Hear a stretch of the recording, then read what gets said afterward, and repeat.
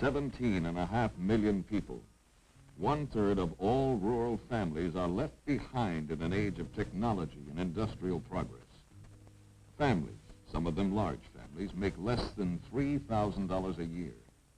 Whites, Negroes, American Indians, Spanish Americans, farmers, ex-farmers, handymen, former coal miners, road builders, rural people struggling with poor housing, limited education, few employment opportunities, and little hope.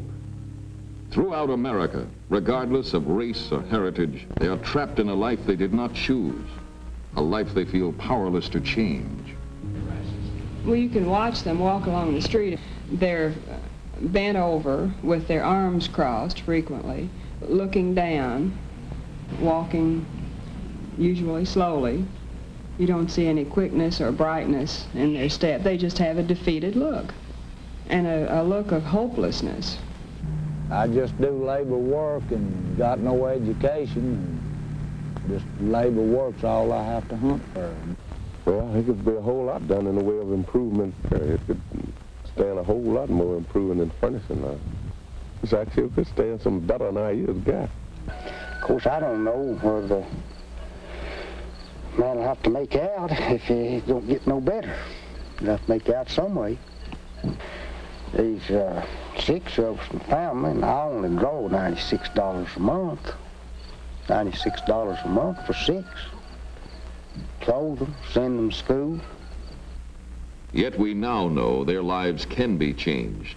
These people can join the rest of America in a life of fulfillment and plenty. But improvement can only come when all segments of the population join together in an effort dedicated to providing opportunities for these people. Not more welfare checks, but opportunity, so they can use their own willingness and ability to become self-sufficient citizens. For example, it is difficult for a small farmer like this one to get along in the fast-moving world around him. His gross income for the previous year was $3,500. Out of that, $3,000 had to be put back into farming, leaving $500 for his own use. He and his wife struggled with no running water, no plow of their own, low-lying wet land and fields full of rocks. They have some cows, but no money for the right kind of feed. As a result, the cows cannot produce as well as they should, and the farmer's income drops still lower. His chosen way of life becomes more and more difficult to maintain. He is ambitious, proud of the farm buildings that he built himself, sorry to have to owe money for necessities, and distressed at the prospect of losing his farm. I know if I'd get the right amount of help, the assistance on this farm, I know I could make a go of it, could make ends meet, and if I can't stay here, I would have to lose it. I surely wouldn't know what else to do, because I've done no other work in farming. I've been here all my life, and I sure would like to stay here. When farmers leave, it affects the entire area. At one time, there was large families living here. They made their living over the farm by farming the small fields. They raised their own vegetables in their own gardens. But it seems like that is all gone. It slipped away from us. If we could help them just a little to live in these small communities and make a home here, we think it would be of great benefit to our cities and also our rural areas. The loss of this type of farm, the family farm, has been a great disaster to our particular part of the world here. It has taken the people away from us. Our little communities, our towns have lost the trade and the business. The people have lost and the soil has lost. It's a losing proposition, and our whole philosophy of life out here, the family farm, is being destroyed. Some communities are seeking ways to help the farmers and keep them on the land. We've had a demonstration farm program in connection with our work to help improve on livestock and on having better crops and in building up the soil and various forms of conservation. But we have moved more to the project method in order to suggest ways in which our people can at least supplement their income. One of the things that we are trying to do is to carry on work at our sorghum mill. Here people raise cane and then bring it to the mill for processing. This is a project in which we have been able to get the people to take much of the initiative. We have provided some leadership, however. We have a full-time director of economic development in our program. The purpose of this project, this sorghum project, is to help the people of this area to help themselves. What we are really trying to do is to help really two classes of people, those farmers who would bring cane in to the mill, and also to help those who might be able to work here at the mill. One of the firm convictions that we do have about our mountain people is that they do want to help themselves if given an opportunity. It doesn't necessarily have to be a sorghum project, but we feel one of the most important things is that local communities organize themselves and attempt to work at helping themselves together rather than depending on someone else to come in from the outside and furnish all the resources in terms of leadership and finances. It'll mean most when local communities can organize themselves and develop projects together. But industry is only part of the answer. Sometimes a relatively small improvement can mean the difference between success and failure. The most important thing is, in this valley of ours here, is the water. Without water, we cannot do anything. Every year, the people of this farming community put up a brush dam in an effort to get water for their crops. But every year, the dam washed away in the floods. Many people got discouraged, left their farms, and moved away. Those who remained refused to be defeated. This time, they worked with the state and federal governments and received technical help and some equipment. The people worked without any pay to build the new dam, and it has outlasted the floods. The dam you see behind us now is the most important thing for the people in this community, and mostly because we made it with our own hands, and the people are very proud because they done the work themselves.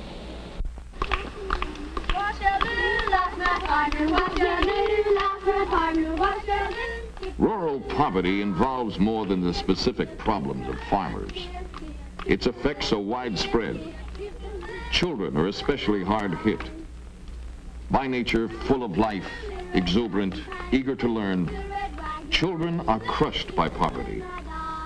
Hunger, malnutrition, and disease often stifle these young lives before they have a chance to develop. They're undernourished, malnourished rather. They get worms.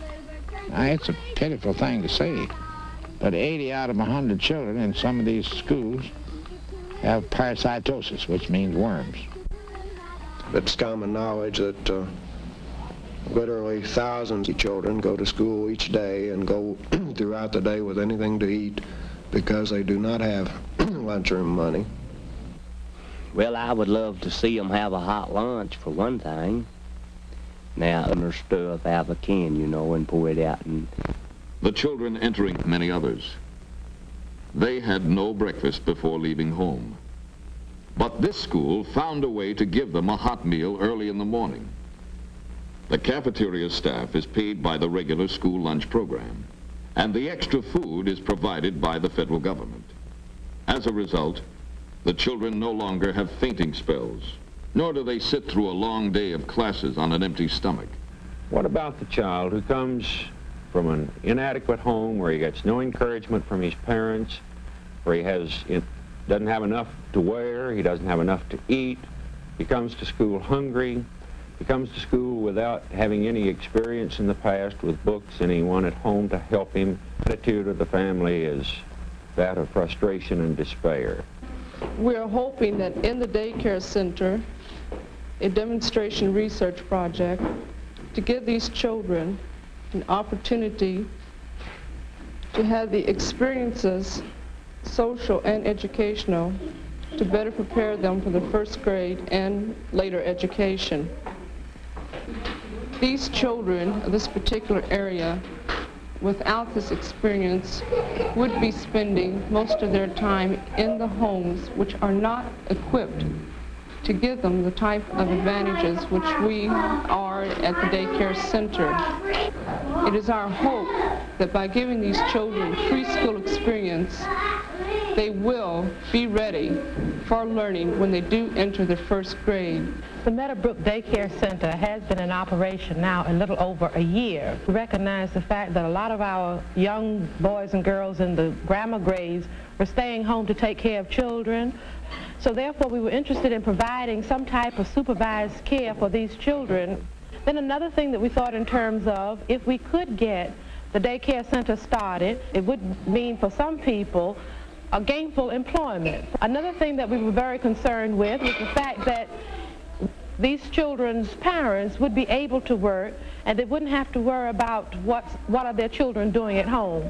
Another thing is the fact that other communities in their county are interested in trying to provide some type of supervised care for the children.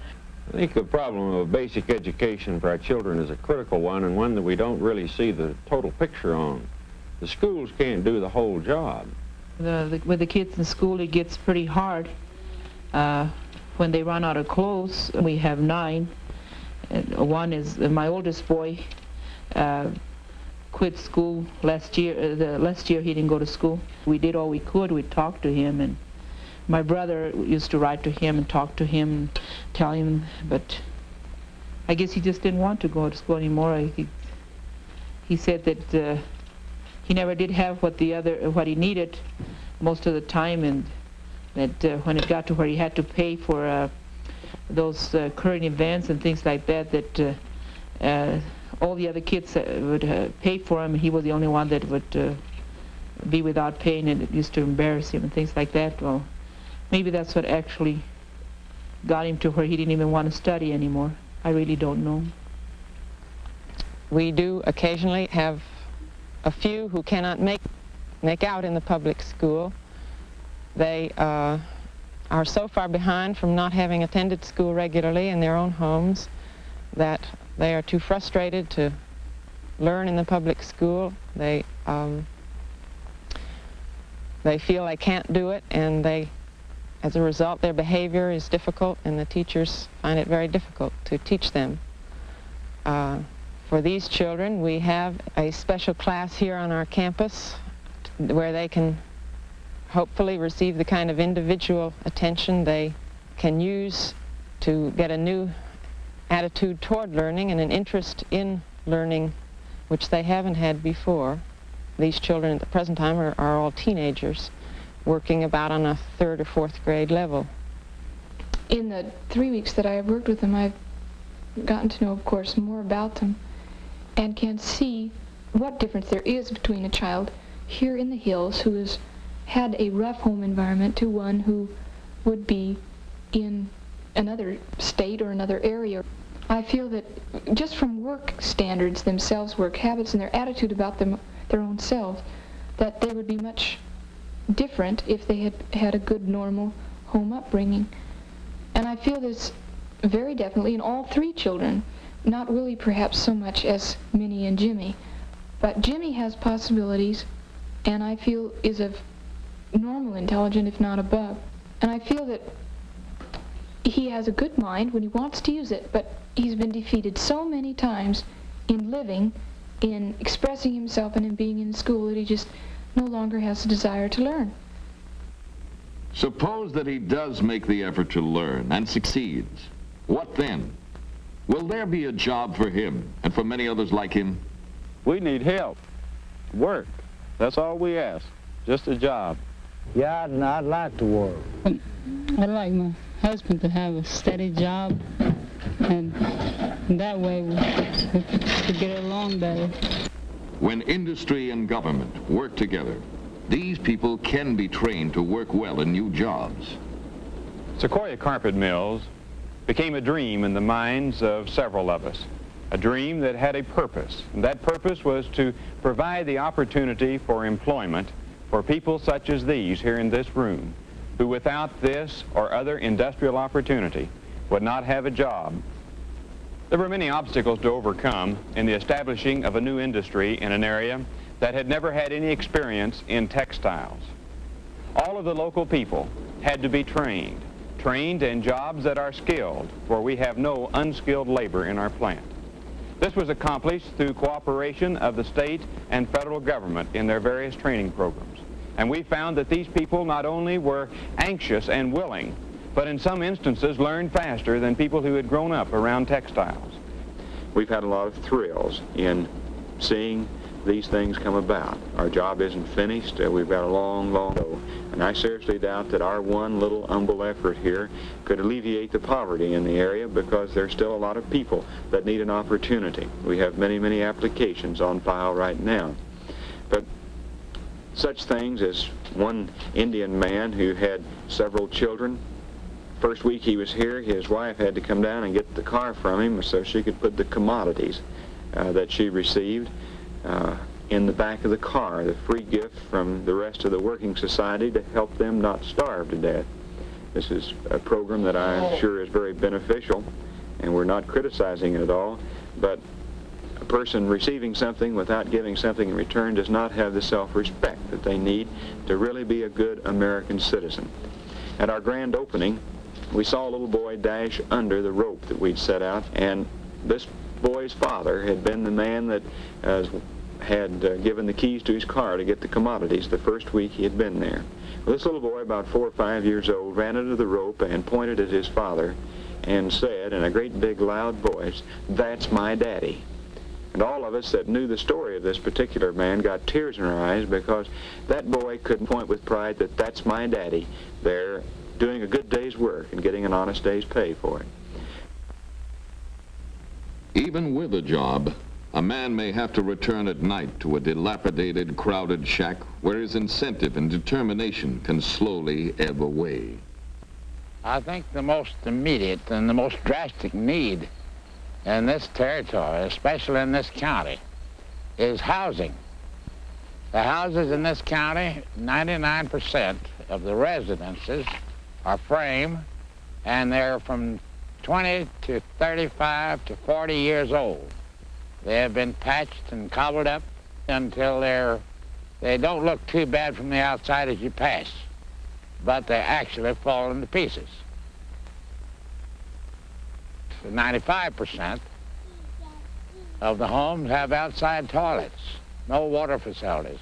A few have water run into the house, and they simply pipe it out on the ground. Well, I've heard a lot of tales, like so-and-so lives up in the Holland and having running water and no lights and likes it. That's a bunch of Tommy rot. He doesn't like it. Would you like it? These people found a way to do something about it. With a government loan only sufficient to buy materials, this family set about repairing their house themselves. It is not an easy job after working a long day on their farm, but they are succeeding because of their powerful desire for something better. My husband and I were so worried about getting our house fixed for this winter. And then we started worrying how we would be able to go on with the house. We didn't have any material to work on it. And my husband couldn't do anything about it. He had to work to support the family, and while he was working, he couldn't do anything here. Well, anyway, we found out from somebody that we could have a loan. So I talked with my husband, and we finally decided to go and see about it. And I don't know what we had done with our home if it hadn't been for help for us, and we hadn't had that loan. I put all this paneling and ceilings and plastering inside, outside. I guess by December I'm going to be ready with it. I hope so. So I do all my best in my house for my family to live better. This is only one family among millions. These people were fortunate enough to be able to get help. But such assistance should be available to all who need it. Massive programs must be launched. Programs that consider the fact that impoverished communities can contribute only a small part of the necessary funds.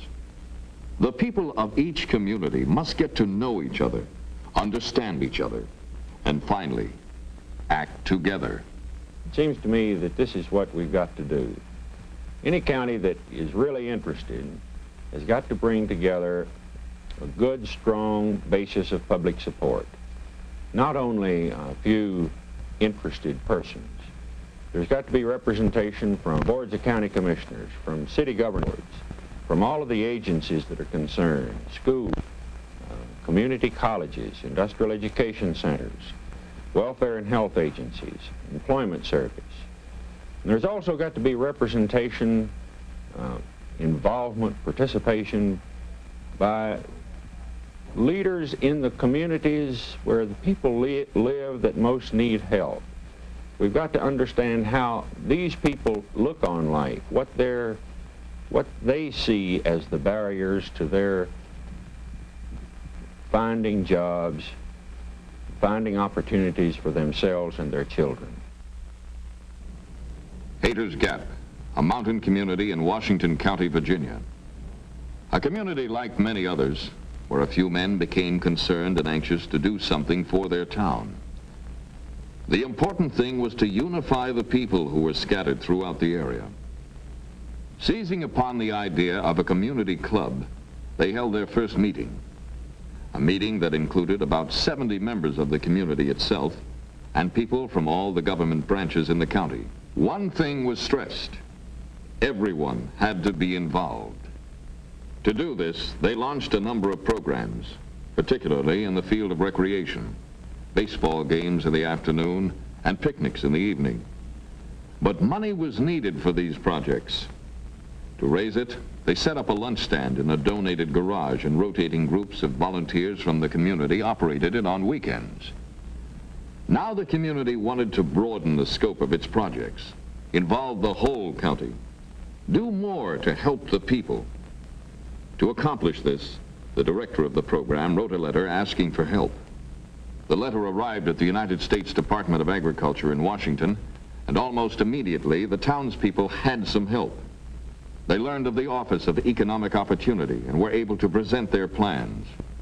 As a result, they received a grant of approximately $67,000 to develop programs to combat poverty in the county. One of the most successful of these is the home visitation program.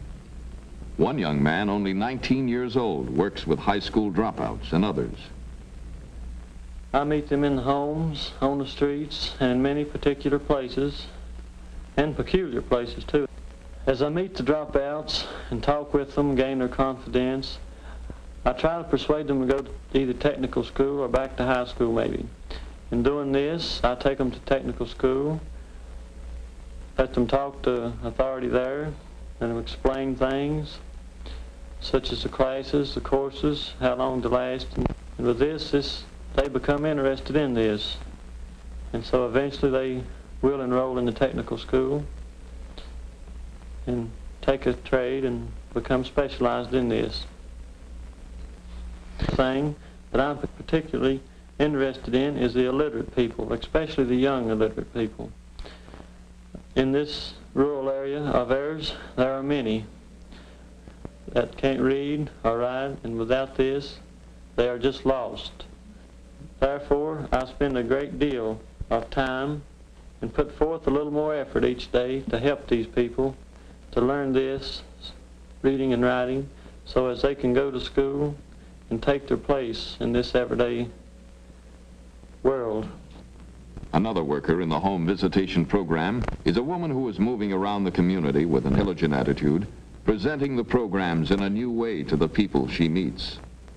As I have gone into the homes of these underprivileged people and talked with them about their problems and explained our program to them, It is amazing to see the expressions on their faces.